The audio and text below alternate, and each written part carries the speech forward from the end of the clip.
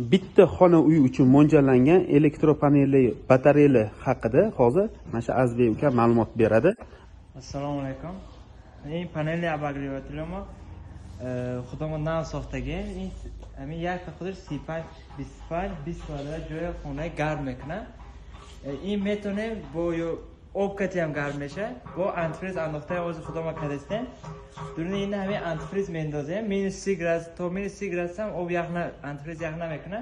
باش دیگر زگرشکه زرنه کلاپ موندگیم با احتیاطی که دونش دلش برای شواگر خودش اتوماتیکی سر میده. 1.5 کیلووات تیم موندگی میشه.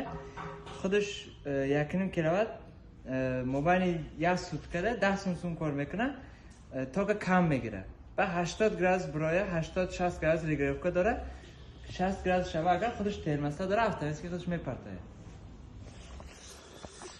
Agar sizlarga ham shunaqa elektropanelli batareyali kerak bo'ladigan bo'lsa, bemalol Azizbek ukamizga murojaat qilishingiz mumkin. Albatta Tojikistonda, opisaniyada albatta nomerini yozib qoldiraman.